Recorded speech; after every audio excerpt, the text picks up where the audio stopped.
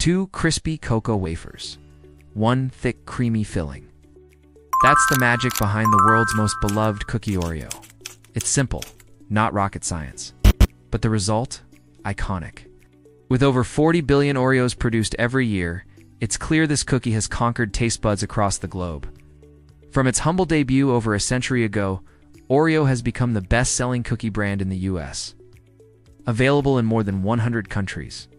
Over time, Oreo has reinvented itself through creative flavors: carrot cake, peanut butter, pistachio, mint, even wild ones like wasabi, root beer float, and Swedish fish. Some have soared, others flopped. But Oreo's innovation has never slowed down. And yet few know that Oreo global snack empire today started as a copycat. Yes, Oreo is the clone, not the original.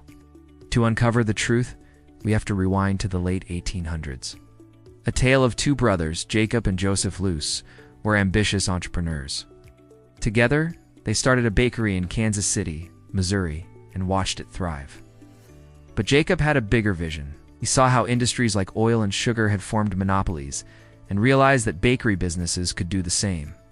He hired a shrewd lawyer named Adolphus Green, and together they began merging with other bakeries to form the American Biscuit and Manufacturing Company at the time. The second largest bakery in the nation, but competition was fierce. For 7 grueling years, they fought a pricing war against 2 other baking giants. Eventually, the stress drove Jacob into poor health, and he left for Europe to recover. In his absence, Joseph took over and made a bold move. He pushed through a merger with their former rivals, creating a new behemoth, the National Biscuit Company, later known as Nabisco. Jacob was furious. From across the ocean, he begged his brother to reconsider, but the deal was done. So when Jacob returned, he struck out on his own. He launched a new bakery, Loose Wiles, later called Sunshine Biscuits, and he had something to prove. The rise of Hydrox in 1908, Jacob's company introduced a new product, a chocolate sandwich cookie with a creamy vanilla center. They called it Hydrox. It hit the market for years before Oreo and was an instant hit. The design was elegant, pressed from a flour-like mold. Grocery stores couldn't stock it fast enough. Then in 1912, Nabisco launched a nearly identical product, the Oreo. To the public, Hydrox was the original. Oreo was the cheap knockoff, but Nabisco had a trick up its sleeve: underpricing. Oreo sold for less even at a loss. For a while, the brothers had their own victories. Jacob had the hit cookie. Joseph had the bigger company. But branding, not baking, would decide the war. Branding blunders and sweet success. Hydrox made 2 major mistakes. The name Hydrox was meant to sound pure, derived from hydrogen and oxygen, the elements in water. But to consumers, it sounded like a cleaning chemical, not exactly appetizing. The Hydrox's ad screamed, "We were first," and attacked Oreo as a copycat. But instead of sounding confident, the campaign came off as desperate. Meanwhile, Oreo stayed quiet and patient. In the 1950s, Nabisco rebranded Oreo with a sleeker design, better marketing, and a higher price point, a genius move that made Oreo feel like a premium treat. The results? Oreo overtook Hydrox. They partnered with McDonald's to create the Oreo McFlurry, launched wild flavor experiments, and positioned themselves as milk's favorite cookie. Hydrox, it faded. Sunshine was bought, sold, and eventually shut down. In 2003, the Hydrox cookie was officially discontinued. A comeback cookie war reignited. But the story didn't end there. In 2015, a company called Leaf Brand brought Hydrox back from the dead. Their goal?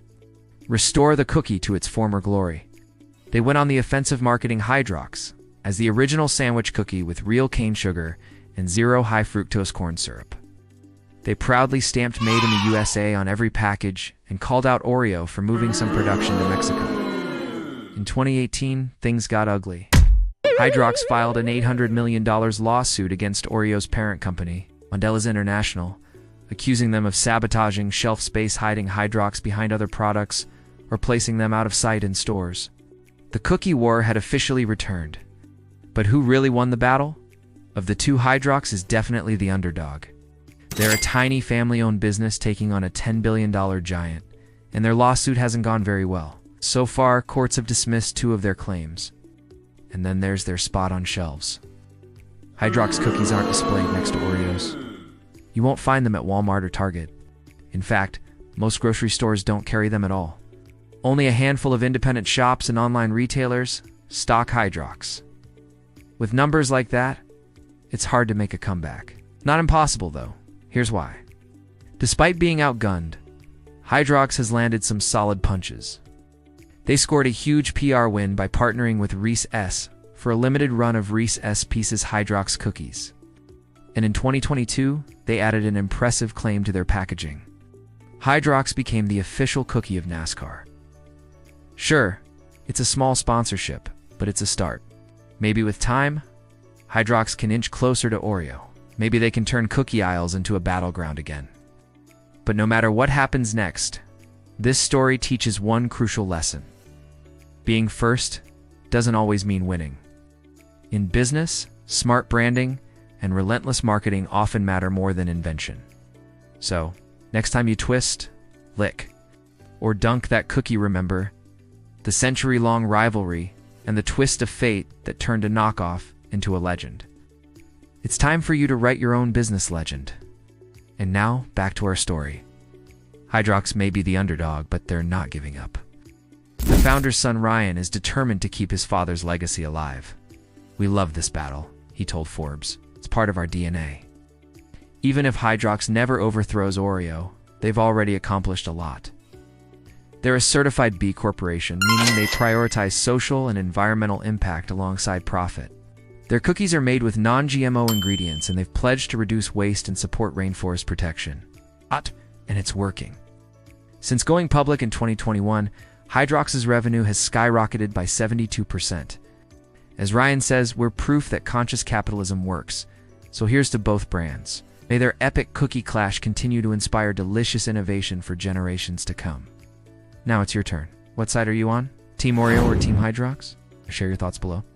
And don't forget to check out our channel for more untold brand battles and inspiring business stories. Thank you for watching.